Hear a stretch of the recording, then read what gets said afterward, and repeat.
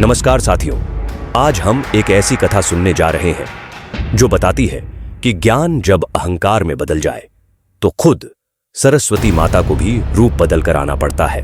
ये कथा है महान कवि कालिदास की। उनका नाम ही पर्याप्त था। राजा भोज के दरबार के शिरोमणि, विद्वता की मिसाल, भाषा के आचार्य और शब्दों के शिल्पी।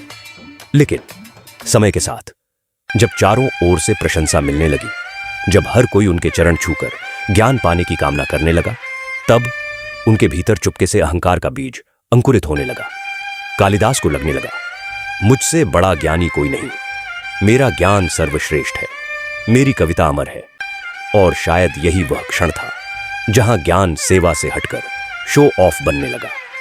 अब प्रारंभ होती है वो यात्रा जिसमें कालिदास अपने ज्ञान से नहीं, अपने घमंड से हारे। एक दिन उन्होंने अकेले यात्रा पर निकलने का विचार किया। न कोई सेवक, न कोई पालकी, केवल वे स्वयं और रास्ता। चलते चलते धूप तेज हो गई, प्यास ने जोर मारा। घबराए हुए वे किसी जल के स्रोत की तलाश में इधर उधर देखने लगे। कई कोस चलने के बाद एक साधारण सी झोपड़ी दिखाई दी। झोपड़ी के बाहर पहुंचते ही उन्होंने कहा, माथे, कोई है? मैं एक पथिक हूं, अत्यंत प्यासा हूं, कृपया थोड़ा जल पिला दीजिए। झोपड़ी से एक वृद्धा बाहर आई, चेहरा शांत लेकिन आंखें झान से भरी हुई। वो बोली, वत्स, जल अवश्य मिलेगा, लेकिन पहले बताओ तुम कौन हो? कालिदास ने मुस्कुराते हुए कहा, मैं एक पथिक हूं, माथे। माताजी बोली, नहीं पुत्र, पथिक तो केवल दो हैं, सूर्य और चंद्रमा, जो सदैव चलते रहते हैं, कभी रुकते नहीं। तुम तो यहां रुके हो, तुम पथिक नहीं हो। कालिदास चौंके, पर फिर बोले, तो माथे, मैं एक अतिथि हूं। माता मुस्कुराई, अतिथि केवल दो होते हैं, धन और यौवन, जो कब आए कब चले जाए पता नहीं चलता। तुम तो स्थिर खड़े हो, अतिथि नहीं हो।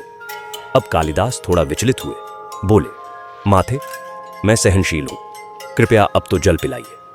माताजी गंभीर स्वर में बोली, सहनशील केवल दो ही हैं, धरती जो पाप पुण्य सब सहती है, और वृक्ष जो पत्थर खाने पर भी फल देते हैं। तुम तो कुछ देर में ही असहज हो गए, तुम सहनशील नहीं हो। कालिदास अब थोड़ा हताश होने लगे, पर अहंकार अभी शेष था। कहा, मैं हठी हूं। माताजी मुस्कुराई, हठी केवल दो होते हैं, नख और केश, जिन्हें कितना भी काटो फिर उगाते हैं। तुम तो अभी थके नहीं हो और हार मानने लगे, तुम हठी भी नहीं हो। अब कालिदास धीरे धीरे समझने लगे थे, ये कोई साधारण स्त्री नहीं हो सकती, ये तो मेरा परीक्षा ले रही है। लेकिन प्यास अब असहनीय हो चली थी। वे बोले, माथे, मैं मूर्ख हूं। माता का चेहरा और कठोर हो गया। मूर्ख दो ही होते हैं, पहला वह राजा जो बिना योग्यता के राज करता है, और दूसरा उसका दरबारी पंडित जो उसकी गलत बातों को भी सही सिद्ध करने का प्रयास करता है और उससे अपने लाभ के लिए झूठी प्रशंसा करता है।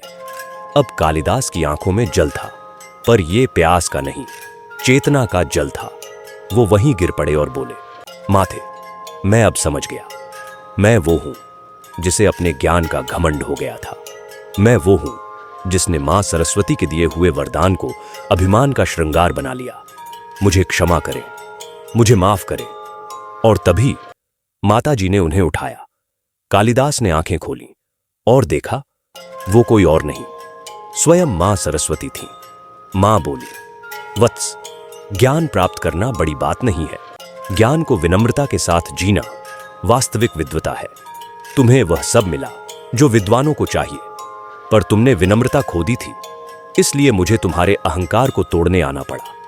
कालिदास फूट फूट कर रोने लगे।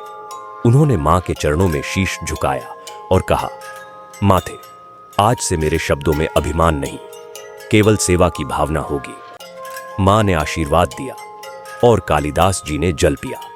लेकिन वो केवल जल नहीं था, वो ज्ञान का अमृत था, जिसमें अहंकार का अंत और विनम्रता का आरंभ हुआ। सीख ज्ञान तब तक अधूरा है जब तक उसके साथ विनम्रता न हो। जो जितना ज्ञानी होता है उसे उतना ही अधिक नम्र होना चाहिए। हर हर महादेव। वीडियो अच्छा लगा हो तो लाइक करें, कमेंट करें और चैनल को सब्सक्राइब करना न भूलें।